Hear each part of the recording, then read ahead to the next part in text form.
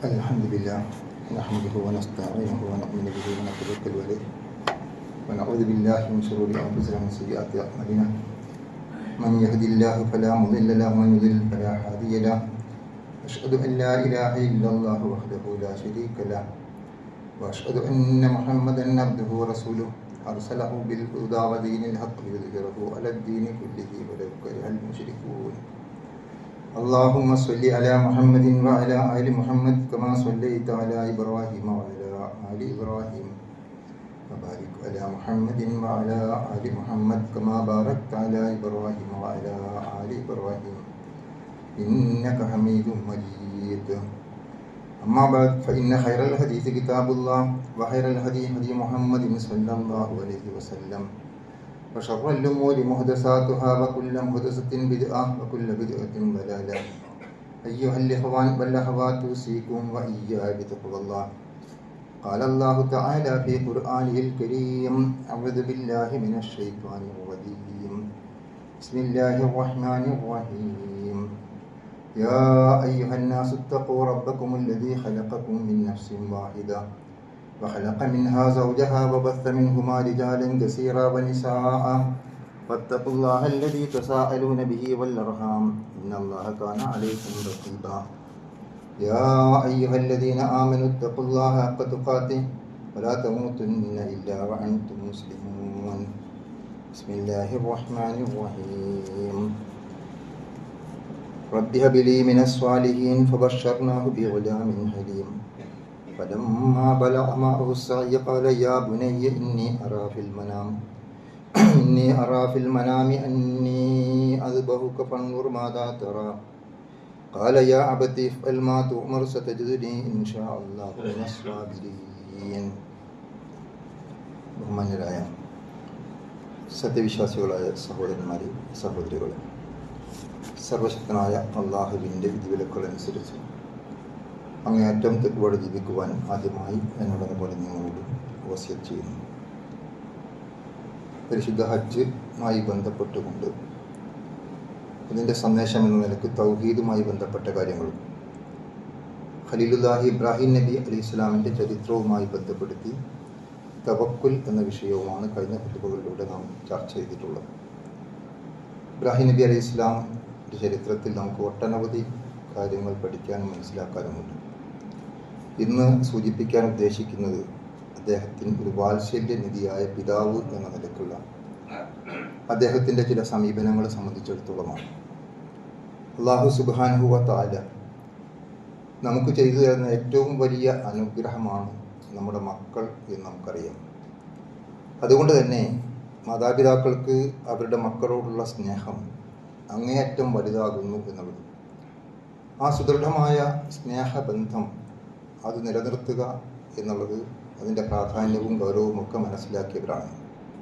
പക്ഷെ പലപ്പോഴും ഭൗതികമായി മാത്രം അതിൻ്റെ വശങ്ങളെക്കുറിച്ച് ചിന്തിക്കുകയും പാരത്രികമായ ജീവിതത്തിലെ ലക്ഷ്യവുമായി ബന്ധപ്പെട്ടുകൊണ്ട് പരിശോധിക്കുമ്പോൾ അതിൻ്റേതായ ഗൗരവവും പ്രാധാന്യവും നമ്മൾ നൽകാറുണ്ടോ എന്ന് നമ്മൾ പരിശോധിക്കുകയും ചെയ്യേണ്ടതുണ്ട്. ഖലീലുല്ലാഹി ഇബ്രാഹിം നബി അലൈഹി ഇസ്ലാമിൻ്റെ ചരിത്രവുമായി ബന്ധപ്പെടുത്തി പരിശോധിച്ച് നോക്കിയാൽ അദ്ദേഹം ആ സ്നേഹബന്ധം അതിന് മഹത്വരമായി തന്നെ കാണുകയും അത് നിലനിർത്തുകയും ചെയ്യുന്നതോടൊപ്പം അതിനപ്പുറം പരലോകത്ത് ഉള്ള മഹത്തായ നേട്ടം മുന്നിൽ കണ്ടുകൊണ്ടാണ് എല്ലാ സമീപനങ്ങളും സ്വീകരിച്ചിരുന്നത് എന്ന് നമുക്ക് കാണാൻ സാധിക്കുന്ന വസ്തുതയാണ്. നേരത്തെ സൂചിപ്പിച്ചതുപോലെ വിവാഹം കഴിച്ച് ദീർഘകാലം കഴിഞ്ഞ് കുട്ടിയില്ലാത്ത ഒരു പരീക്ഷണത്തിന് വിധേയമാക്കപ്പെട്ടപ്പോൾ അദ്ദേഹം അവിടെ സ്വീകരിച്ചിരുന്ന സമീപനം റബ്ബി ഹബിലി മിനസ് സ്വാലിഹീൻ, എൻ്റെ നാഥ എനിക്ക് സ്വാലിഹായ സന്താനത്തെ പ്രദാനം ചെയ്യണമേ എന്നുള്ളതാണ്. ഇവിടെ തന്നെ നമുക്ക് മനസ്സിലാക്കാൻ കഴിയും ഒരു സന്തതിയെ സംബന്ധിച്ച് അദ്ദേഹത്തിൻ്റെ ആഗ്രഹം കേവലം ഒരു മകനുണ്ടാകണം അല്ലെങ്കിൽ ഒരു മകളുണ്ടാകണം എന്നതായിരുന്നില്ല, മറിച്ച് സ്വാലിഹായ സന്താനമായിരിക്കണം എന്നുള്ള ഒരു ആത്മാർത്ഥമായ പ്രാർത്ഥനയാണ് നമുക്കവിടെ കേൾക്കാൻ സാധിക്കുന്നത്. അപ്പോൾ ആ സ്നേഹബന്ധങ്ങളെ ആദർശബന്ധമാക്കി മാറ്റാൻ സാധിക്കുക എന്നുള്ളത് വളരെ ഗൗരവമുള്ള കാര്യമായിട്ട് നമുക്ക് ഇവിടെ തന്നെ തിരിച്ചറിയാൻ സാധിക്കും. എന്നിട്ട് അള്ളാഹു അവിടെ അറിയിക്കുന്ന സന്തോഷ വാർത്ത സൂചിപ്പിക്കുന്നു, ഫബശ്ശർനാഹു ബിഗുലാമിൻ ഹലീം, സഹനശീലനായ ഒരു കുട്ടിയെ സംബന്ധിച്ച് അദ്ദേഹത്തിന് നാം സന്തോഷ വാർത്ത അറിയിച്ചു എന്നാണ് ഖുർആൻ പറയുന്നത്.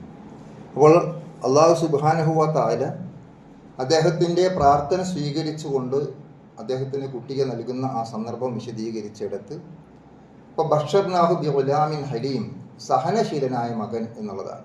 ഈ പദം എത്ര അർത്ഥവത്താകുന്നു എന്ന് അവരുടെ അനുഭവത്തിൽ തെളിയിക്കപ്പെട്ടതായിട്ട് നമുക്ക് പിന്നീട് മനസ്സിലാവുകയും ചെയ്യും. ഇനി നമ്മൾ ആലോചിച്ച് നോക്കുക, അങ്ങനെ ഒരു കുട്ടി ജനിച്ചപ്പോൾ അദ്ദേഹത്തിൻ്റെ സന്തോഷം നമുക്ക് പലപ്പോഴും കാണാൻ സാധിക്കുന്നത് വിജയങ്ങളുണ്ടാകുന്ന, സന്തോഷമുണ്ടാകുന്ന സന്ദർഭത്തിൽ അതിനെ എങ്ങനെ പ്രതികരിക്കണം എന്നറിഞ്ഞുകൂടാത്തിടത്താണ് നമ്മുടെ സമൂഹം നിലനിൽക്കുന്നത് എന്നത് ആനുകാലിക സംഭവങ്ങൾ നമ്മെ ബോധ്യപ്പെടുത്തുകയാണ്. ഏറെ സന്തോഷമുണ്ടാകുന്ന സന്ദർഭത്തിൽ ആ സന്തോഷത്തിന് നന്ദി കാണിച്ചുകൊണ്ട് എത്ര വിനയത്തോടു കൂടി പെരുമാറേണ്ടതുണ്ട് എന്നതാണ് ഇസ്ലാമിക ചരിത്രം നമുക്ക് നൽകുന്ന പാഠം. ഇവിടെ ആ കുട്ടി ജനിക്കുന്ന സന്തോഷമുണ്ടായ സന്ദർഭത്തിൽ അദ്ദേഹത്തിൻ്റെ പ്രതികരണം വിശുദ്ധ ഖുർആനിൽ രേഖപ്പെടുത്തപ്പെട്ടത് സൂറത്തു ഇബ്രാഹിം 39 വചനത്തിൽ നമുക്ക് വായിക്കാൻ കഴിയും. അൽഹംദുലില്ലാഹില്ലദീ വഹബലി അലൽ കിബരി ഇസ്മായിൽ വ ഇസ്ഹാഖ് ഇന്ന റബ്ബി ലസമീഉദ് ദുആ. എനിക്ക് വാർദ്ധക്യകാലത്ത് ഇസ്മായിലിനെയും ഇസ്ഹാഖിനെയും പ്രദാനം ചെയ്തിരിക്കുന്ന അള്ളാഹുവിന് സർവസ്തുതിയും എന്ന് പറഞ്ഞുകൊണ്ട് അള്ളാഹുവിനോടുള്ള കടപ്പാടും സന്തോഷവും സ്തുതിയും രേഖപ്പെടുത്തുകയാണ് ഖലീലുല്ലാഹി ഇബ്രാഹിം അലൈഹിസ്സലാം. ഇത് നമ്മുടെ ജീവിതത്തിൽ വലിയൊരു പാഠമാണ്. നമുക്ക് ഏത് രംഗത്ത് സന്തോഷമുണ്ടാകുമ്പോൾ ആ സന്തോഷം നമ്മൾ പ്രകടിപ്പിക്കേണ്ടത് അള്ളാഹുവിന് സ്തുതി അർപ്പിച്ചുകൊണ്ടായിരിക്കണം, അവനോട് നന്ദി കാണിച്ചുകൊണ്ടായിരിക്കണം. അവരിൽ നമുക്കുണ്ടായിരിക്കുന്ന ആ നേട്ടങ്ങൾ നമ്മൾ ഓർമ്മിക്കാൻ തയ്യാറാകണം എന്നതാണ്. റസൂലുള്ളാഹി സ്വല്ലല്ലാഹു അലൈഹി വസല്ലം തിരുമേനിയുടെ ജീവിതത്തിലെ ഏറ്റവും വലിയ വിജയവും സന്തോഷവും മക്ക വിജയത്തിൻ്റെ സന്ദർഭത്തിലാണ് ഉണ്ടായത്. ആ മക്ക വിജയത്തിൻ്റെ സന്ദർഭത്തിൽ അവിടെ എന്ത് ചെയ്യണം എന്ന് അള്ളാഹുവിൻ്റെ കൽപ്പന നമുക്ക് കാണാൻ സാധിക്കും. ഇദാ ജാഅ നസ്റുല്ലാഹി വൽ ഫതഹ് വറഅയ്ത അന്നാസ യദ്ഖുലൂന ഫീ ദീനില്ലാഹി അഫ്വാജ. നമുക്ക് നമ്മൾ അള്ളാഹു ഓർമ്മപ്പെടുത്തുന്നു, നിനക്ക് സഹായവും വിജയവും ഉണ്ടാവുകയും ആളുകൾ കൂട്ടം കൂട്ടമായി നിന്നിലേക്ക് കടന്നു വരുന്ന, അല്ലെങ്കിൽ നിന്റെ മതത്തിലേക്ക് കടന്നു വരുന്ന ഒരവസ്ഥാവിശേഷം ഉണ്ടാവുകയും ചെയ്യും. അപ്പം അതിലും വലിയൊരു സന്തോഷം പ്രവാചകനെ സംബന്ധിച്ചിടത്തോളം ഇല്ല. തൻ്റെ 23 വർഷക്കാലത്തെ ത്യാഗപൂർണമായ പ്രബോധന പ്രവർത്തനങ്ങൾ, ഒരുപാട് പ്രതിസന്ധികൾ അഭിമുഖീകരിച്ചുകൊണ്ട് നാട് വിട്ടു പോകേണ്ടി വന്ന സാഹചര്യം, ഒരുപാട് അക്രമങ്ങൾക്ക് വിധേയമാക്കപ്പെട്ട അവസ്ഥകൾ, സ്വന്തക്കാർ പോലും അതിക്രൂരമായി വധിക്കപ്പെട്ട സന്ദർഭങ്ങൾ, അങ്ങനെ ഒട്ടനവധി പ്രയാസങ്ങളും പ്രതിസന്ധികളും എല്ലാം അതിജീവിച്ചുകൊണ്ട് വിജയശ്രീ ലാളിതനായി മക്കയിലേക്ക് തിരിച്ചു വരുന്ന ആ സന്ദർഭം, അവിടെ ഇസ്ലാമിലേക്ക് ആളുകൾ കൂട്ടം കൂട്ടമായി കടന്നു വരുന്ന സന്തോഷകരമായ സന്ദർഭം എന്തു വേണം എന്നാണ് അള്ളാഹുവിൻ്റെ കൽപ്പന. ഫസബ്ബിഹ് ബിഹംദി റബ്ബിക വസ്തഗ്ഫിർ. നോക്കൂ, നമ്മുടെയൊക്കെ അവസ്ഥയും നമ്മുടെ സമൂഹത്തിൻ്റെ അവസ്ഥയും നമ്മൾ പരിശോധിക്കുക. മറിച്ച് അവിടെ പ്രവാചകനോട് പറയുന്നത് എന്താണ്? നീ അള്ളാഹുവിനെ സ്തോത്ര കീർത്തനം നടത്തണം, അവനെ തസ്ബീഹ് ചെയ്യണം, അവനെ സ്തുതിച്ചുകൊണ്ട് പ്രകീർത്തനം ചെയ്യണം. പോരാ, വസ്തഗ്ഫിർഹു, നീ അവനോട് പാപമോചനം തേടുകയും ചെയ്യണം എന്നതാണ്. അപ്പോൾ സന്തോഷവും വിജയവും ഒക്കെ ഉണ്ടാകുമ്പോൾ അത് പ്രകടിപ്പിക്കേണ്ടത് കൂടുതൽ വിനയത്തോടും കൂടുതൽ ദൈവഭക്തിയോടും അള്ളാഹുവിനോട് കൂടുതൽ അടുത്തുകൊണ്ടും അവനെ സ്തോത്രകീർത്തനം ചെയ്തുകൊണ്ടും അവനെ മഹത്വപ്പെടുത്തിക്കൊണ്ടും അവനെ പ്രകീർത്തിച്ചുകൊണ്ടും അവനോട് പാപമോചനം തേടിക്കൊണ്ടുമായിരിക്കണം എന്നുള്ളതാണ് നമുക്ക് അവിടെ കാണാൻ സാധിക്കും. പ്രവാചകൻ ആ കൽപ്പന എങ്ങനെ ഏറ്റെടുത്തു എന്നത് പ്രവാചകന്റെ ജീവിതത്തിൽ നമുക്ക് വായിക്കാൻ സാധിക്കും. പ്രവാചകൻ അള്ളാഹുവിനോട് ഏറ്റവും അടുക്കുന്ന സുജൂദിന്റെ സന്ദർഭത്തിൽ സുബ്ഹാനക്കല്ലാഹുമ്മ റബ്ബനാ വബിഹംദിക അല്ലാഹുമ്മ ഗഫിർലി, ആ ആയത്തിറങ്ങിയതിനു ശേഷം സുജൂദിലും റുക്കൂയിലുമൊക്കെ പ്രവാചകൻ അങ്ങനെ ദിക്ർ ചൊല്ലാറുണ്ടായിരുന്നു, പ്രാർത്ഥിക്കാറുണ്ടായിരുന്നു എന്നാണ് നമുക്ക് കാണാൻ സാധിക്കും. സുബ്ഹാനക്കല്ലാഹുമ്മ റബ്ബനാ വബിഹംദിക അല്ലാഹുമ്മ ഗഫിർലി, പടച്ച തമ്പുരാനെ, ഞങ്ങളുടെ നാഥ എന്ന് വിളിച്ചുകൊണ്ട് നിന്നെ സ്തുതിച്ചുകൊണ്ട് ഞാൻ നിന്നെ പ്രകീർത്തിക്കുന്നു, എന്നിട്ട് ഞാൻ നിന്നോട് പാപമോചനം തേടുകയും ചെയ്യുന്നു. അഥവാ ഫസബ്ബിഹ് ബിഹംദി റബ്ബിക വസ്തഗ്ഫിർഹു എന്നുള്ള ആ കൽപ്പനയെ ഒരു പ്രാർത്ഥനാ രൂപത്തിൽ സുജൂദിലും റുക്കൂഇലും റസൂലുള്ളാഹി സ്വല്ലല്ലാഹു അലൈഹി വസല്ലം സ്വീകരിച്ചിരുന്നു. സുബ്ഹാനക്കല്ലാഹുമ്മ റബ്ബനാ വബിഹംദിക അല്ലാഹുമ്മ ഗഫിർലി എന്നാണ് നമുക്ക് കാണാൻ സാധിക്കും. അപ്പോൾ ഇവിടെയൊക്കെ നമ്മൾ മനസ്സിലാക്കേണ്ട ആ പാഠം ഇബ്രാഹിം നബി അലൈഹി ഇസ്ലാമിൻ്റെ ചരിത്രത്തിലും നമ്മൾ കണ്ടത് അവിടെയാണ്. ഇനി നോക്കൂ, ഇസ്ഹാഖ് അലൈഹി ഇസ്ലാമുമായി പിന്നീട് ബന്ധപ്പെട്ട് ഇസ്ഹാഖ് അലൈഹി ഇസ്ലാമിൻ്റെ ജനനം, അതുമായി ബന്ധപ്പെടുത്തിയെടുത്ത് നമുക്ക് കാണാൻ സാധിക്കും. വലഖദ് ജാഅത് റുസുലുനാ ഇബ്രാഹിമ ബിൽ ബുശ്റ, ഇബ്രാഹിമിൻ്റെ അടുത്ത് ദൂതന്മാർ കടന്നു വന്നു, സന്തോഷ വാർത്തയുമായി കടന്നു വന്നു. അവിടെ നമ്മുടെ ദൂതന്മാർ കടന്നു വന്നപ്പോൾ കാലു സലാമൻ കാല സലാം, അവർ അദ്ദേഹത്തോട് സമാധാനം, ശാന്തി, സലാം എന്ന് പറഞ്ഞു. അപ്പോൾ അദ്ദേഹവും അതിന് മടക്കി സലാം പറഞ്ഞു, കാല സലാം എന്നാണ് ആ സന്ദർഭത്തെക്കുറിച്ച് ഉദ്ധരിച്ചിരിക്കുന്നത്. എന്നിട്ട് വീണ്ടും വിശദീകരിക്കുകയാണ്. വംറഅതുഹു ഖായിമത്തുൻ ഫളഹിഖത് ഫബശർനാഹാ ബിഇസ്ഹാഖ് വമിൻ വറാഇ ഇസ്ഹാഖ യഅഖൂബ് എന്ന് പറഞ്ഞുകൊണ്ട് അവിടെ ആ സന്ദർഭം വിശദീകരിക്കുന്നു. ആ സന്ദർഭത്തിൽ മലക്കുകൾ സന്തോഷവാർത്തയായി ഇബ്രാഹിം നബി അലൈഹി ഇസ്ലാമിൻ്റെ അടുത്ത് കടന്നു വന്നപ്പോൾ അദ്ദേഹത്തിൻ്റെ ഭാര്യ സമീപത്തുണ്ടായിരുന്നു, അവർ അവിടെ നിൽക്കുന്നുണ്ടായിരുന്നു. അവർ സന്തോഷം കൊണ്ട് ചിരിക്കുന്ന ആ സന്ദർഭത്തിൽ അവർക്ക് ആ സന്തോഷ വാർത്ത അറിയിക്കപ്പെടുകയാണ്. ഇസ്ഹാക്കിനെ കുറിച്ചും ഇസ്ഹാക്കിന് ശേഷം യാക്കൂബിനെ കുറിച്ചും ഒക്കെയുള്ള സന്തോഷ വാർത്തയാണ് അവിടെ ലഭിക്കുന്നത്. നമ്മൾ ആലോചിച്ച് നോക്കും. ഇസ്മായിൽ എന്ന പുത്രൻ, ഇസ്ഹാഖ് എന്ന പുത്രൻ, ഇസ്ഹാഖിന് ശേഷം യാക്കൂബ് എന്ന പൗത്രൻ, അതിനുശേഷം യാക്കൂബിൻ്റെ മകൻ യൂസുഫ് എന്ന ചരിത്രം, ആ ഒരു പരമ്പര തന്നെ പ്രവാചകന്മാരുടെ പരമ്പരയാണ്. ആ ഒരു പ്രവാചക പരമ്പര നേരത്തെ നമ്മൾ പ്രാർത്ഥിച്ചിരുന്ന ഇബ്രാഹിം നബിയുടെ പ്രാർത്ഥന ചേർത്ത് വെച്ചുകൊണ്ട് വായിക്കുക. റബ്ബി ഹബിലി മിന സ്വാലിഹീൻ, സ്വാലിഹായ ഒരു സന്താനത്തെ എനിക്ക് നൽകണമേ എന്നുള്ള ആ ഒരു പ്രാർത്ഥന അള്ളാഹു സ്വീകരിച്ചതിൻ്റെ ഗുണം നോക്കൂ. സ്വന്തം മക്കളിൽ മാത്രമല്ല, പേരമക്കളിൽ പോലും പ്രവാചകന്മാരെ നൽകിക്കൊണ്ടാണ് അള്ളാഹു ആ പ്രാർത്ഥന സ്വീകരിച്ചത്. സഹോദരങ്ങൾ, നമ്മൾ ആലോചിക്കണം, നമ്മുടെ ന്യൂജനെ സംബന്ധിച്ച് നമ്മുടെ പ്രതീക്ഷ എന്താണ്? നമ്മുടെ പ്രത്യാശ എന്താണ്? നമ്മുടെ ആശങ്ക എന്താണ്? നമ്മുടെ പ്രവർത്തനം എന്താണ്? നമ്മുടെ പ്രാർത്ഥന എന്താണ്? നമ്മളത് പ്രശ്നമാക്കുന്നില്ല. ഭൗതികമായ നമ്മുടെ മക്കൾക്ക് വേണ്ടി, പേരക്കുട്ടികൾക്ക് വേണ്ടി എല്ലാ സൗകര്യങ്ങളും ഒരുക്കി കൊടുക്കാൻ അവർ എന്താണോ ആവശ്യപ്പെടുന്നത്, എന്താണോ ചോദിക്കുന്നത്, അതെല്ലാം സാധിപ്പിച്ചു കൊടുക്കാൻ നമ്മൾ തയ്യാറാണ്. അവൻ്റെ ദീനീപരമായ വശങ്ങളെക്കുറിച്ച്, അവരുടെ ജീവിതത്തെ സംബന്ധിച്ചിടത്തോളം ഭൗതികമായി പോലും നമ്മൾ പരിശോധിച്ച് നോക്കിയാൽ അവർക്ക് സംഭവിച്ചു കൊണ്ടിരിക്കുന്ന മനോഭാവ മാറ്റങ്ങളെക്കുറിച്ച് പോലും നമ്മളാരും ഗൗരവപരമായി ചിന്തിക്കാറില്ല. താൽക്കാലികമായ സൗകര്യത്തിനു വേണ്ടി എല്ലാം അവർക്ക് അനുവദിച്ചു കൊടുക്കുകയും അങ്ങനെ സോഷ്യൽ മീഡിയയുടെ അഡിക്റ്റായി നമ്മുടെ മക്കൾ നശിച്ചുകൊണ്ടിരിക്കുകയും ചെയ്യുമ്പോൾ നമ്മൾ ആലോചിച്ചു നോക്കിയിട്ടുണ്ടോ? ഇബ്രാഹിം നബിയുടെ പ്രാർത്ഥനയും ആ പ്രാർത്ഥന സ്വീകരിച്ചിരിക്കുന്ന അവസ്ഥയും എൻ്റെയും നിങ്ങളുടെയും ജീവിതവുമായി ചേർത്ത് വെക്കാൻ നമുക്ക് സാധിച്ചിട്ടുണ്ടോ എന്ന് നമ്മൾ പരിശോധിച്ച് നോക്കുക. നമ്മൾ ഇബ്രാഹിം നബിയുടെ മറ്റൊരു പ്രാർത്ഥന ആ രൂപത്തിൽ സൂചിപ്പിക്കുന്നുണ്ട്. ഇബ്രാഹിം നബിയോട് അള്ളാഹു പറഞ്ഞു, ഇന്നി ജാഇലുക ലിന്നാസി ഇമാമ, നിന്നെ നാം ഈ സമൂഹത്തിൻ്റെ ഇമാമാക്കിയിരിക്കുന്നു, നിനക്ക് നേതൃത്വം നൽകിയിരിക്കുന്നു, ജനങ്ങൾ അംഗീകരിക്കുന്ന ഒരു മാതൃകാ നേതാവായി നിന്നെ അംഗീകരിച്ചിരിക്കുന്നു എന്ന് പറഞ്ഞു. ആ സന്ദർഭത്തിലും ഇബ്രാഹിം നബി ആഗ്രഹിക്കുന്നത് കാലവമിന്ദുരീയത്തി, എൻ്റെ സന്തതി പരമ്പരകളിലും ഉണ്ടാകണമേ എന്നാണ്. പക്ഷെ അള്ളാഹു അവിടെ ഒരു തിരുത്ത് രേഖപ്പെടുത്തി. എന്തായിരുന്നു ആ തിരുത്ത്? കാലലാ യനാലു അഹദിൽ വാലിമീൻ, നിന്റെ മക്കളായതുകൊണ്ട് മാത്രം ഉണ്ടാവില്ല, ആ പാരമ്പര്യം കൊണ്ട് മാത്രം ലഭ്യമല്ല, മറിച്ച് അക്രമകാരികളായ മക്കൾക്കത് ബാധകമായിരിക്കുകയില്ല എന്നാണ് പഠിപ്പിക്കുന്നത്. അപ്പോൾ നമ്മൾ ഗൗരവപൂർവ്വം ചിന്തിക്കണം. നമ്മുടെ മക്കളായതുകൊണ്ട് മാത്രം അള്ളാഹുവിൻ്റെ അനുഗ്രഹം നമുക്കുണ്ടാവില്ല, മറിച്ച് നമ്മുടെ മക്കൾ നമ്മുടെ ആദർശത്തിൻ്റെ മാർഗത്തിലാകുമ്പോഴാണ് അള്ളാഹുവിൻ്റെ സഹായം നമുക്കുണ്ടാകുന്നത് എന്ന് നമുക്ക് അവിടെ തിരിച്ചറിയാൻ കഴിയും. അതാണ് അള്ളാഹു പറഞ്ഞത്, കാലലാ യനാലു അഹദിൽ വാലിമീൻ. ആ ഇമാം എന്നുള്ള ആ സ്ഥാനം, ഉന്നതമായ സ്ഥാനം നിനക്ക് നൽകുമ്പോൾ നിന്റെ മക്കൾക്കുണ്ടാകണമെന്ന് നീ ആഗ്രഹിക്കുന്നു എങ്കിൽ നിന്റെ മക്കളും നിന്റെ ആദർശത്തിൽ തല നിലനിൽക്കുമ്പോഴാണ് ആ ഒരു അനുഗ്രഹം ഉണ്ടായിത്തീരുന്നത് എന്ന് പഠിപ്പിക്കുകയാണ്. ഇനിയും നമ്മൾ പരിശോധിച്ച് നോക്കൂ, ഈ ഒരു അനുഗ്രഹത്തിൻ്റെ സ്വഭാവം എത്രത്തോളം എന്ന് പരിശോധിച്ച് നോക്കിയാൽ ആദർശപരമായ ആ ബന്ധം അത് എത്ര ശക്തമായിരിക്കണം എന്ന് നമുക്ക് മനസ്സിലാക്കാൻ സാധിക്കും. തലമുറകൾ കടന്നുപോയി, യാക്കൂബ് നബി അലൈഹി ഇസ്ലാം കടന്നു വന്നു. ആ യാക്കൂബ് നബി അലൈഹി ഇസ്ലാം മരണാസന്നമായ സന്ദർഭത്തിൽ പ്രാർത്ഥിക്കുന്ന പ്രാർത്ഥന, അല്ല, സ്വന്തം മക്കളോട് നൽകുന്ന വസിയ്യത്ത് വിശുദ്ധ ഖുർആനിൽ രേഖപ്പെടുത്തപ്പെട്ടിരിക്കുന്നു. സൂറത്തുൽ ബഖറയിലെ 133-ാമത്തെ വചനത്തിൽ. അവിടെ എന്താ പറയുന്നത്? അം കുൻതും ശുഹദാ ഇദ് ഹളറ യാക്കൂബൽ മൗത്ത്. അള്ളാഹു ഓർമ്മപ്പെടുത്തുകയാണ് നമ്മളെ, നിങ്ങൾ സാക്ഷിയായിരുന്നുവോ, അല്ലെങ്കിൽ നിങ്ങൾ സന്നിഹിതരായിരുന്നുവോ?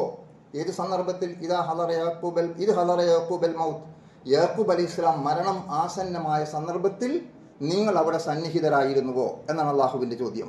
നമുക്കറിയാം, നാം ആരും ആ സന്ദർഭത്തിൽ സന്നിഹിതരല്ല. നാം മാത്രമല്ല, വിശുദ്ധ ഖുർആൻ അവതരിക്കുന്ന കാലഘട്ടത്തിൽ ജീവിച്ചിരിക്കുന്ന ഒരു മനുഷ്യനും യാക്കൂബ് നബി അലൈഹി ഇസ്ലാം മരണമാസന്നമാകുന്ന സന്ദർഭത്തിൽ അവിടെ ഹാജരല്ല. കാരണം അതിൻ്റെയും നൂറ്റാണ്ടുകൾക്കും സഹസ്രാബ്ദങ്ങൾക്കും മുമ്പേ യാക്കൂബ് നബി അലൈഹി ഇസ്ലാം വഫാത്തായിട്ടുണ്ട്. പിന്നെ എന്താ ചോദ്യത്തിനർത്ഥം? ആ ചോദ്യം നമുക്ക് നൽകുന്ന സന്ദേശം എന്താണ്? നമ്മൾ കൃത്യമായി യാക്കൂബ് നബി സ്വന്തം മക്കൾ വിളിച്ചുകൊണ്ട് നൽകുന്ന വസിയ്യത്ത് നിങ്ങൾ നേർക്കുനേരെ ലൈവായി കാണുന്ന രൂപത്തിൽ നിങ്ങൾക്ക് അനുഭവപ്പെടണം. എന്താ യാക്കൂബ് നബി അലൈഹി ഇസ്ലാം അവരോട് പറഞ്ഞിരിക്കുന്നത്? ഇത് ഖാല ബനീഹി മാ തഅബുദൂന മിൻ ബഅദി, എൻ്റെ കാലശേഷം നിങ്ങൾ എന്തിനെയായിരിക്കും ആരാധിക്കുക? നോക്കൂ, നമ്മൾ യാക്കൂബ് നബിയുടെ പേടി അതാണ്, യാക്കൂബ് നബിയുടെ വസിയത്ത് അതാണ്.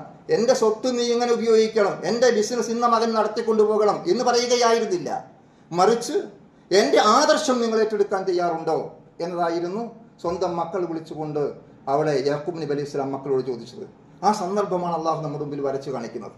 യാക്കൂബ് അലൈഹി സ്വലാം സ്വന്തം മക്കളോട് വസിയ്യത്ത് ചെയ്ത സന്ദർഭത്തിൽ നിങ്ങൾ അവിടെ ഹാജരായിരുന്നുവോ? അദ്ദേഹം മക്കളോട് ചോദിക്കുകയാണ്, മാ തഅബുദൂന മിൻ ബഅദി, നിങ്ങൾ എനിക്ക് ശേഷം എന്തിനെയായിരിക്കും ആരാധിക്കുക? ഇതാണ് അദ്ദേഹത്തിൻ്റെ ആശങ്ക. അവർ പറഞ്ഞ മറുപടി നോക്കൂ, നമ്മൾ നഅബുദു ഇലാഹക വ ഇലാഹ ആബാഇക ഇബ്രാഹിമ വ ഇസ്മാഈല വ ഇസ്ഹാഖ്, ഞങ്ങൾ നിങ്ങളും നിങ്ങളുടെ പൂർവ്വപിതാക്കളും ആരെയാണോ ആരാധിച്ചിരുന്നത്, ഏതൊരു അള്ളാഹുവിനെയാണോ ആരാധിച്ചിരുന്നത്, ആ അള്ളാഹുവിനെ ആയിരിക്കും ഞങ്ങൾ ആരാധിക്കുക എന്ന് പറഞ്ഞുകൊണ്ടാണ് യാക്കൂബ് നബി അലൈഹി സ്വലാം ഈ ലോകത്തോട് യാത്ര ചോദിക്കുന്നത്. നമുക്ക് നമ്മൾ എന്തൊരു സന്തോഷമായിരിക്കും അത്. നമ്മളൊക്കെ ദുആ ചെയ്യണം നമ്മുടെ മക്കൾ ആ തരത്തിലായി തീരുമാറാകട്ടെ. നമ്മൾ ആലോചിക്കേണ്ടതാണ്. എൻ്റെ മക്കൾ നിങ്ങളുടെ മക്കളെ എന്ന് വിളിച്ചുകൊണ്ട് യാക്കൂബ് നബി അലൈഹി സ്വലാം ചോദിക്കുമ്പോൾ നിങ്ങൾ എന്തൊന്നിനെയായിരിക്കും എൻ്റെ കാലശേഷം ആരാധിക്കുക? ഞാനുള്ള കാലത്ത് നിങ്ങൾ ഇങ്ങനെയൊക്കെ പോകുന്നു, പക്ഷേ എൻ്റെ കാലശേഷം നിങ്ങളുടെ ആശയം എന്തായിരിക്കും, നിങ്ങളുടെ ആദർശം എന്തായിരിക്കും, നിങ്ങളുടെ ജീവിതം എന്തായിരിക്കും, നിങ്ങളുടെ വിശ്വാസം എന്തായിരിക്കും? ആ മക്കൾ തൻ്റെ ഇടത്തോടുകൂടി മറുപടി പറഞ്ഞു, നഅബുദു ഇലാഹക ഇബ്രാഹിമ വ ഇസ്മാഈല വ ഇസ്ഹാഖ്. നോക്കൂ, എന്തൊരു ബഹുമതിയാണ് അവിടെ ഇബ്രാഹിം അലൈഹി സ്വലാമുക്ക് നൽകപ്പെട്ടത്. എത്ര വലിയ ബഹുമതിയാണ്. ആ റബ്ബി ഹബിലി മിന സ്വാലിഹീൻ എന്നുള്ള പ്രാർത്ഥന പോയ പോക്ക് നോക്കൂ, എത്ര അർത്ഥവത്തായി തീർന്നു ആ പ്രാർത്ഥന എന്ന്. ഒരു കുട്ടിക്ക് വേണ്ടിയല്ല ദുആ ചെയ്തത്, ഒരു സ്വാലിഹായ സന്തതിക്ക് വേണ്ടിയാണ്. പക്ഷേ അത് സന്തതി പരമ്പരകളിൽ നിലനിർത്തിക്കൊണ്ട് തൻ്റെ പിൽക്കാലത്ത് കടന്നു വന്നിരിക്കുന്ന പേരക്കുട്ടികളും അതിനപ്പുറമുള്ള കുട്ടികളുമാണ് പറയുന്നത്, നിങ്ങളുടെ പിതാവിനെയും അതിൻ്റെ അപ്പുറമുള്ള പിതാഹന്മാരും പൂർവ്വപിതാക്കളും എല്ലാം ആരാധിച്ചിരുന്ന അതേ അള്ളാഹുവിനെയാണ് ഞങ്ങൾ ആരാധിക്കുക എന്ന് പറയുന്ന ആ ഒരു അവസ്ഥാവിശേഷമാണ് അവിടെ നമുക്ക് കാണാൻ സാധിക്കുന്നത്. മാ കാന ലനാ അൻ നുശ്രിക ബില്ലാഹി മിൻ ഷൈ, ഞങ്ങൾ അവൻ്റെ കൂടെ മറ്റൊന്നിനെയും ആരാധിക്കുകയില്ല എന്ന് വളരെ കൃത്യമായി പറയുന്ന ഒരു അവസ്ഥാവിശേഷം നമുക്ക് അവിടെ കാണാൻ സാധിക്കും. നോക്കൂ, നമ്മൾ റബ്ബനാ വജഅൽനാ മുസ്ലിമൈനി ലക് വമൻ ദുർരിയ്യതിനാ മുസ്ലിമത്തൻ ലക്, അവിടെ ഇബ്രാഹിം നബി അലൈഹി സ്വലാമിൻ്റെ മറ്റൊരു പ്രാർത്ഥന നമുക്ക് കാണാൻ സാധിക്കും. അദ്ദേഹം ആഗ്രഹിക്കുന്നതാണ്. എന്താ അദ്ദേഹം പറയുന്നത്?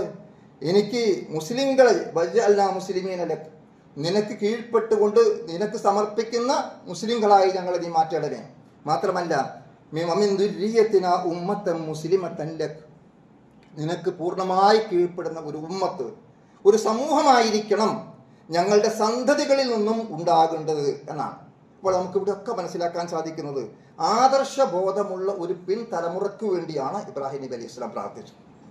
അത് എത്രത്തോളം അള്ളാഹു നൽകി എന്നതാണ് നമ്മൾ കണ്ടത്. ആ യാക്കൂബ് നബി അലൈഹി സ്വലാം മക്കളോട് ചോദിക്കുന്ന ആ സന്ദർഭത്തിൽ നമ്മൾ ആലോചിച്ച് നോക്കുക, അവിടുന്ന് അങ്ങോട്ട് പോയി ഇസ്ഹാഖും അവിടുന്ന് അങ്ങോട്ട് ഇബ്രാഹിം, അങ്ങനെ തുടങ്ങി ആ ഒരു വലിയ പരമ്പര തന്നെ യഥാർത്ഥത്തിൽ പ്രവാചകന്മാരുടെ പരമ്പരയായിരുന്നു എന്ന് നമുക്ക് കാണാൻ സാധിക്കുന്നു. എങ്കിൽ അവരുടെ വിശ്വാസത്തിലും ആദർശത്തിലുമാണ് ഞങ്ങൾ നിലനിൽക്കുന്നത് എന്നാണ് നമുക്കവിടെ കാണാൻ കഴിയുന്നത്. നമ്മൾ ആലോചിച്ച് നോക്കൂ, നമ്മൾ പലപ്പോഴും പ്രാർത്ഥിക്കാറുള്ളൊരു പ്രാർത്ഥനയുണ്ട്, റബ്ബനാ ഹബ് മിൻ അസ്വാജിന വദുർരിയ്യാതിനാ ഖുർറത അയുനിൻ വജ്അൽനാ ലിൽമുത്തഖീന ഇമാമ. പരമകാരുണികനായ പടച്ച തമ്പുരാന്റെ ഭക്തന്മാരായ ദാസന്മാരുടെ ഗുണവിശേഷം സൂറത്തുൽ ഫുർഖാനിൽ വിശദീകരിക്കുന്നതിനിടയിലാണ് ഈ പ്രാർത്ഥന പഠിപ്പിക്കപ്പെടുന്നതായി നമുക്ക് കാണാൻ സാധിക്കുന്നത്. നമ്മൾക്ക് നിർവഹിക്കാനുള്ള പ്രാർത്ഥനയാണ്, നമ്മൾ നിർവഹിക്കേണ്ട പ്രാർത്ഥനയുമാണ്. പക്ഷേ പ്രിയപ്പെട്ടവരെ, നമ്മൾ ആലോചിക്കേണ്ടത് ആ പ്രാർത്ഥന ആശയം മനസ്സിലാക്കിക്കൊണ്ട് നമ്മൾ ദുആ ചെയ്യാറുണ്ടോ എന്നതാണ്. അതിൻ്റെ അന്തസ്സത്ത് ഉൾക്കൊണ്ടുകൊണ്ട് നമ്മൾ പ്രവർത്തിക്കാറുണ്ടോ എന്നും കൂടി നമ്മൾ വിലയിരുത്തേണ്ടതുണ്ട്. കാരണം കേവലം ഒരു പ്രാർത്ഥന, അതരങ്ങൾ ഉരുവിടുന്ന പ്രാർത്ഥനയ്ക്ക് മാത്രം ഇസ്ലാമിൽ വലിയ പ്രാധാന്യമില്ല. മറിച്ച് പ്രാർത്ഥന അർത്ഥവത്തായി തീരുന്നത് നമ്മുടെ മനസ്സിൻ്റെ ആഴങ്ങളിൽ നിന്നും അതിൻ്റെ അഗാധ തലങ്ങളിൽ നിന്നും പ്രാർത്ഥന പുറത്തേക്ക് വരണം. മനസ്സിൽ തട്ടിക്കൊണ്ട് ആത്മാർത്ഥമായി പ്രാർത്ഥന നിർവഹിക്കാൻ കഴിയുമ്പോൾ മാത്രമാണ് അത് സ്വീകാര്യോഗ്യമായ പ്രാർത്ഥനയായി മാറുന്നത്. കേവലം അതരങ്ങളുടെ ചലനങ്ങൾ കൊണ്ട് മാത്രം പ്രാർത്ഥനയാവില്ല എന്ന് തിരിച്ചറിയാൻ നമുക്ക് കഴിയണം. അപ്പോൾ നമ്മൾ ഈ പ്രാർത്ഥന ഹബിലനാ മിൻ അസ്വാജിന വദുർരിയ്യാതിന, ഞങ്ങളുടെ ഇണകളിൽ നിന്നും ഞങ്ങളുടെ സന്താനങ്ങളിൽ നിന്നും ഞങ്ങൾക്ക് കൺകുളിർമയാർന്നതിനെ പ്രദാനം ചെയ്യണം. ആ ഒരു കൺകുളിർമ എപ്പോഴാണ് ഉണ്ടായിത്തീരുക? വജ്അൽനാ ലിൽമുത്തഖീന ഇമാമ, നമ്മുടെ മക്കൾ മുത്തഖീങ്ങളായി നിലനിൽക്കണം. അവർ തെക്കവയുള്ളവരായിരിക്കണം, അവർ ഭയഭക്തന്മാരായിരിക്കണം, അവർ സൂക്ഷ്മതാബോധമുള്ളവരായിരിക്കണം, അവർ ധർമ്മനിഷ്ഠ പാലിക്കുന്നവരായിരിക്കണം. അങ്ങനെയുള്ള മുത്തഖീങ്ങളായ മക്കളുടെ മുമ്പേ മാതൃകാ പുരുഷന്മാരായി നടന്നു പോകാൻ സാധിക്കുന്ന മുൻഗാമികളാക്കി ഞങ്ങളെ നീ മാറ്റണമേ നാഥ എന്നുള്ളതാണ് വജ്അൽനാ ലിൽ മുത്തഖീന ഇമാമ എന്ന് പറഞ്ഞതിൻ്റെ അർത്ഥം. നമ്മൾ ആലോചിച്ച് നോക്കൂ, ഒരു ദീനിയായ കാര്യങ്ങൾക്ക് വേണ്ടി നമ്മുടെ മക്കളെ പറഞ്ഞയക്കാൻ പറഞ്ഞാൽ നമ്മുടെ ഒക്കെ സമീപനം എന്താണ്? അവന് സ്കൂളുണ്ട്, അവന് ട്യൂഷനുണ്ട്, അവന് എൻട്രൻസ് കോച്ചിങ് ഉണ്ട്, അവന് മറ്റു പലതും ഉണ്ട്, ഒക്കെ ഉണ്ട്. ദീനുണ്ടോ? അത് വിഷയമല്ല. ദീനിയായ കാര്യങ്ങൾ മോനറിയോ? അത് പ്രശ്നമല്ല. ഞാൻ മരിച്ചാൽ എൻ്റെ മയ്യത്ത് നമസ്കരിക്കാൻ വേണ്ടി ഇമാമത്ത് നിൽക്കാൻ അവന് സാധിക്കുമോ? അത് പ്രശ്നമല്ല. മൗലവി നിങ്ങൾ നിൽക്കി എന്ന് പറയുന്നിടത്താണ് നമ്മൾ ഇപ്പോഴും ഉള്ളത്. അപ്പോൾ സഹോദരങ്ങൾ, നമ്മൾ ആലോചിക്കേണ്ടതുണ്ട്.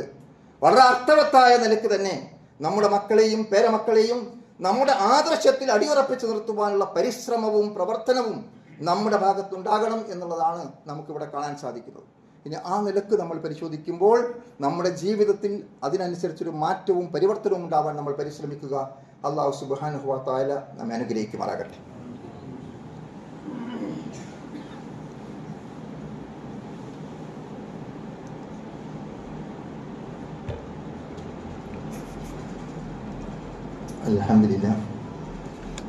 അൽഹംദുലില്ലാഹി റബ്ബിൽ ആലമീൻ വസ്സലാത്തു വസ്സലാമു അലാ റസൂലിഹിൽ അമീൻ വഅലാ ആലിഹി വസഹ്ബിഹി അജ്മഈൻ. അമ്മാ ബഅദ്. അയ്യുഹൽ ഇഖ്വാൻ വൽ അഖ്വാത്ത് ഉസീകും വഇയ്യാ ബിത്തഖ്വല്ലാഹ്. ഖാല അല്ലാഹു തആല ഫീ ഖുർആനിഹിൽ കരീം അഊദു ബില്ലാഹി മിനശ് ശൈത്താനിർ റജീം ബിസ്മില്ലാഹിർ റഹ്മാനിർ റഹീം. യാ അയ്യുഹല്ലദീന ആമനു തഖുല്ലാഹ ഹഖ്ക തുഖാതിഹി വലാ തമൂതുന്ന ഇല്ലാ വഅൻതും മുസ്ലിമൂൻ. ബഹുമാന്യരായ സഹോദരന്മാരെ, സഹോദരികളെ, സർവശക്തനായ അള്ളാഹുവിൻ്റെ വിധിവിലക്കുകൾ അനുസരിച്ച് അങ്ങേയറ്റം തഖ്വയോടെ ജീവിക്കുവാൻ ഒന്നുകൂടി എന്നെയും നിങ്ങളെയും വസിയത്ത് ചെയ്യുന്നു. അപ്പോൾ സ്വന്തം മകനോടുള്ള ഇബ്രാഹിം നബി അലൈഹി ഇസ്ലാമിൻ്റെ അദമ്യമായ സ്നേഹബന്ധം അത് കേവലം ഒരു ഭൗതികമായ ബന്ധത്തിനപ്പുറം ആദർശപരമായ ബന്ധം നിലനിൽക്കണം എന്നുള്ള ആഗ്രഹവും തേട്ടവുമായിരുന്നു എന്നാണ് നമ്മൾ മനസ്സിലാക്കി. ഇനി നോക്കൂ, നമ്മൾ അദ്ദേഹത്തിൻ്റെ ജീവിതത്തിലെ ഏറ്റവും വലിയ പരീക്ഷണം അത് നമുക്ക് കാണാൻ സാധിക്കുന്നത് ഫലമ്മ ബലഅമ ഉസയ്യ, തന്നോടൊപ്പം ആ മകൻ പ്രവർത്തിക്കാൻ പ്രായമായ സന്ദർഭം. ഒരു ബാപ്പയെ സംബന്ധിച്ച് തൻ്റെ കുഞ്ഞിനോട് ഏറ്റവും അധികം സ്നേഹബന്ധമുണ്ടാകുന്ന ഒരു സന്ദർഭമാണ്. വളരെ ചെറിയ ശിശുക്കളാകുമ്പോൾ ഏറ്റവും അധികം കുട്ടി ബന്ധപ്പെടുന്നത് ഉമ്മമാരുമായിട്ട്. അവിടെ വലിയ റോൾ ഉപ്പമാർക്കുണ്ടാവാറില്ല. നമ്മളോടൊപ്പം പ്രവർത്തിക്കാനും നമ്മളോടൊപ്പം അധ്വാനിക്കാനും നമ്മളോടൊപ്പം പ്രയത്നിക്കുവാനും ഒക്കെ പ്രായമായി വളർന്നു വരുന്ന ഒരു സന്ദർഭത്തിലാണ് ഒരു ബാപ്പ ഏറ്റവും അധികം ആ കുട്ടിയുമായി സ്നേഹബന്ധം പുലർത്തുന്നത്. ആ സന്ദർഭത്തിലാണ് ഇബ്രാഹിം നബിയുടെ ജീവിതത്തിലെ ഏറ്റവും വലിയ പരീക്ഷണത്തിന് അദ്ദേഹം വിധേയമാക്കപ്പെടുന്നത്. അദ്ദേഹത്തോട് പറഞ്ഞു, യാ ബുനയ്യ ഇൻ ഖാല യാ ബുനയ്യ ഇന്നി അറാ ഫിൽ മനാമി അന്നി അദ്ബഹുക വൻദുർ മാദാ തറ. മോനെ, നിന്നെ അള്ളാഹുവിൻ്റെ പ്രീതിക്ക് വേണ്ടി ബലിയർപ്പിക്കണമെന്ന് ഞാൻ സ്വപ്നം കണ്ടിരിക്കുന്നു, നിന്റെ അഭിപ്രായം എന്താകുന്നു? ഇതാണ് അദ്ദേഹത്തിൻ്റെ ചോദ്യം. ഒരുപാട് കാര്യങ്ങൾ പഠിക്കാനുണ്ട്, സമയപരിമിതിയിൽ ഞാൻ വിശദീകരിക്കുന്നില്ല. ഒന്ന്, ആ അഭിസംബോധന തന്നെ ഏറ്റവും ശ്രേഷ്ഠമാകുന്നു എന്നുള്ളതാണ്. കാരണം ആ ഒരു മകനോടുള്ള സ്നേഹവും വാത്സല്യവും കാരുണ്യവും ഒക്കെ മുറ്റി നിൽക്കുന്ന അറബി ഭാഷയിലുള്ള ഒരു പ്രയോഗമാണ് യാ ബുനയ്യ, എൻ്റെ കുഞ്ഞു മകനെ എന്ന സ്നേഹപൂർണമായ അഭിസംബോധന. മറ്റൊരു കാര്യം, അവിടെ കാര്യങ്ങൾ തുറന്നു പറയുന്നു എന്നുള്ളതാണ്. നമ്മൾ പലതും മറച്ചു വെക്കാറുണ്ട്. പല രോഗങ്ങളും വരെ മറച്ചു വെക്കുന്ന അവസ്ഥാവിശേഷം നമുക്ക് കാണാൻ സാധിക്കും. മറിച്ച് ഇവിടെ തുറന്നു പറയുകയാണ്, മോനെ, നിന്നെ അള്ളാഹുവിൻ്റെ പ്രീതിക്ക് വേണ്ടി ഞാൻ ബലിയിറക്കുന്നതിന് വേണ്ടി സ്വപ്നം കണ്ടിരിക്കുന്നു എന്നുള്ളതാണ് അവിടെ വിശദീകരിക്കപ്പെടുന്നത്. അപ്പോൾ ഒരു തുറന്ന ആശയവിനിമയം മക്കൾക്കും മാതാപിതാക്കൾക്കും ഇടയിലുണ്ടാവുക എന്നുള്ള ഒരു ഗുണപാഠം കൂടി നമുക്കവിടെ ലഭിക്കുന്ന കാര്യമാണ്. മക്കളുമായുള്ള ചർച്ചകളും തുറന്ന ആശയവിനിമയം ഉണ്ടാവുക എന്നത് നമുക്ക് കാണാൻ സാധിക്കും. ഇനി നമ്മൾ ആലോചിച്ച് നോക്കൂ, അവിടെ പറയുന്നത് നിന്നെ ബലിയറക്കാൻ വേണ്ടി സ്വപ്നം കണ്ടിരിക്കുന്നു എന്നാണ്. അതിന് സന്നദ്ധമായ ഇബ്രാഹിം അലൈഹിസ്സലാം ഈ ധീരനായ, നേരത്തെ സഹനശീലനായ കുട്ടിയെ പ്രദാനം ചെയ്യുന്നു എന്നാണ് അള്ളാഹു അറിയിച്ചതെങ്കിൽ ആ സഹനശീലനായ കുട്ടിയുടെ ഏറ്റവും വലിയ ക്വാളിറ്റി ആണ് അവിടെ തെളിയിക്കപ്പെടുന്നത്. യാ അബത്തി ഇഫ്അൽ മാ തുഅ്മർ, എൻ്റെ ഉപ്പ.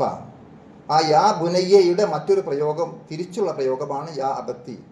പാപ്പായെ, ഉപ്പയെ ഏറ്റവും സ്നേഹത്തോടു കൂടി നമ്മുടെ നാടൻ ഭാഷയിൽ എന്താണോ വിളിക്കുക ആ പ്രയോഗമാണ് അറബിയിൽ യാ അബത്തി എന്നുള്ളത്.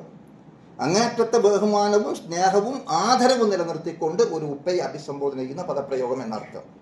ആ യാ അബത്തി എന്ന് വിളിച്ചുകൊണ്ട് പറയുന്നു, ഇഫ്അൽ മാ തുഅ്മർ, നിങ്ങളോട് എന്താണോ കൽപ്പിക്കപ്പെട്ടിരിക്കുന്നത് അത് പ്രവർത്തിച്ചു കൊള്ളുക. സതജിദുനി ഇൻഷാ അല്ലാഹു മിനസ് സ്വാബിരീൻ, ക്ഷമാലുക്കളുടെ കൂടെ, സഹനശീലന്മാരുടെ കൂടെ എന്നെ താങ്കൾക്ക് കാണാൻ സാധിക്കും എന്ന് പറയുന്ന ആ വിനയാന്വിതമായിട്ട് അള്ളാഹുവിൻ്റെ കൽപ്പന എന്താണോ അത് ശിരസാ വഹിക്കാൻ നാം സന്നദ്ധമാകുന്നു.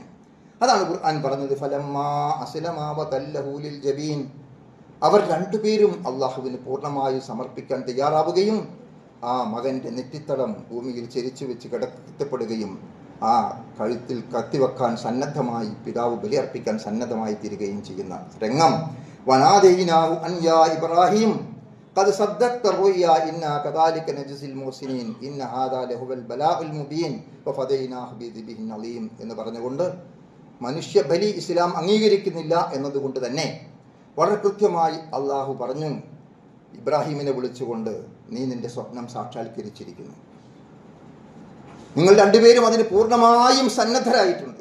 ഇവിടെ നമ്മൾ ആലോചിക്കണം, അങ്ങേയറ്റം സ്നേഹമുള്ള, വളരെ പ്രായം ചെന്നിട്ടും വളരെ കാലത്തെ പ്രാർത്ഥനയ്ക്ക് ശേഷം ലഭിച്ചിരിക്കുന്ന സ്നേഹനിധിയായ മകനെ സ്നേഹത്തോടുകൂടി വാത്സല്യത്തോടുകൂടി വളർത്തിക്കൊണ്ടിരിക്കുന്ന സന്ദർഭത്തിൽ തന്നോടൊപ്പം അധ്വാനിക്കാൻ, അല്ലെങ്കിൽ നടക്കാൻ, മറ്റു കാര്യങ്ങൾ നിർവഹിക്കാൻ പ്രായമായി വരുന്ന ഏറ്റവും അധികം സ്നേഹബന്ധം ഊട്ടി ഉറപ്പിക്കപ്പെടുന്ന ഒരു സന്ദർഭത്തിൽ അള്ളാഹുവിൻ്റെ കൽപ്പനയുണ്ടായപ്പോൾ ഒരു വൈമനസ്യവും കൂടാതെ മറ്റെല്ലാറ്റിനേക്കാളും വലുത് അള്ളാഹുവിൻ്റെ കൽപ്പന ശിരസ വഹിക്കാനുള്ള സന്നദ്ധതയാണ് എന്ന് ഖലീലുല്ലാഹി ഇബ്രാഹിം അലൈഹി ഇസ്ലാമും അതിന് പൂർണ്ണമായും കീഴൊതുങ്ങിയിരിക്കുന്ന ഇസ്മായിൽ അലൈഹി ഇസ്ലാമും തെളിയിച്ച സന്ദർഭമാണ് അള്ളാഹുവിടെ പറഞ്ഞത്, ഇന്നാ കദാലിക നജ്സിൽ മുഹ്സിനീൻ, സുഹൃതവാന്മാർക്ക് നാം അങ്ങനെയാണ് പ്രതിഫലം നൽകുന്നത് എന്ന് പറഞ്ഞുകൊണ്ട് പറഞ്ഞു, ഇത് വ്യക്തമായ പരീക്ഷണമാണ്, ഇതിന് പകരം നീ ഒരു മൃഗത്തെ ബലിയറുക്കുകയാണ് വേണ്ടത് എന്ന് പറഞ്ഞുകൊണ്ട് അടിയനെ ബലിയറുക്കുകയും ചെയ്യുന്ന ചരിത്രം നമുക്കറിയാം.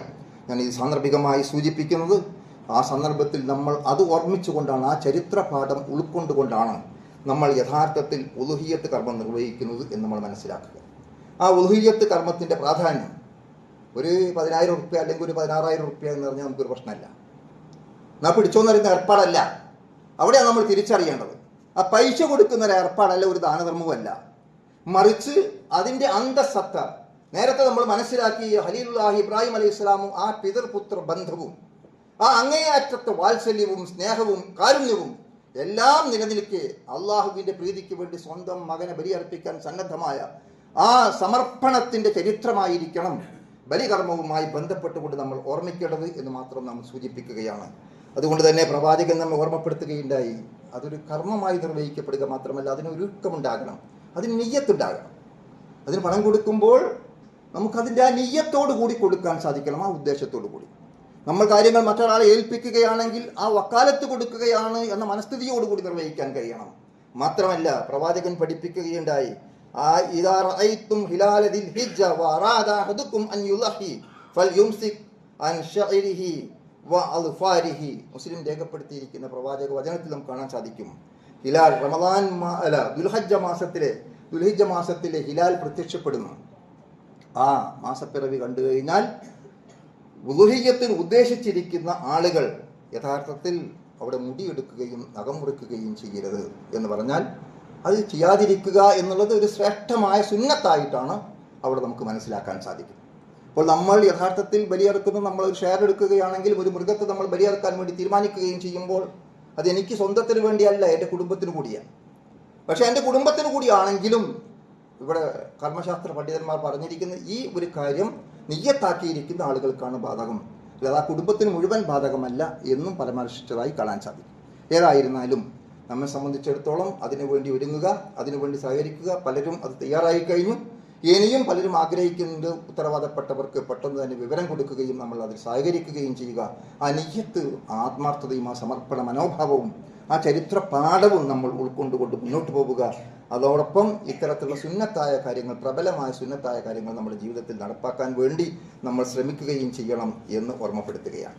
അതോടൊപ്പം നമുക്ക് കാണാൻ സാധിക്കുന്നത് മറ്റന്നാൾ 17-ാം തീയതി വൈകുന്നേരം സൂര്യൻ അസ്തമിച്ചതിന് ശേഷം 44 മിനിറ്റ് കഴിഞ്ഞിട്ടാണ് ചന്ദ്രൻ അസ്തമിക്കുന്നത്. സ്വാഭാവികമായും മാസപ്പിറവി കാണാനുള്ള സാധ്യതയുണ്ട്. മാസപ്പിറവി കണ്ടാൽ പിറ്റേത് തിങ്കളാഴ്ച മുതൽ ദുൽഹജ്ജ 1 ആയിരിക്കും.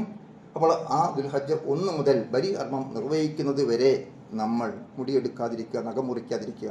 ഹാജിമാരുടെ ചില കർമ്മങ്ങളുമായി ബന്ധപ്പെട്ടുകൊണ്ട് അതിന് ചില സാദൃശ്യങ്ങൾ നമുക്ക് കാണാൻ സാധിക്കും. പക്ഷേ എല്ലാ കർമ്മങ്ങളും നമുക്ക് ബാധകമല്ല.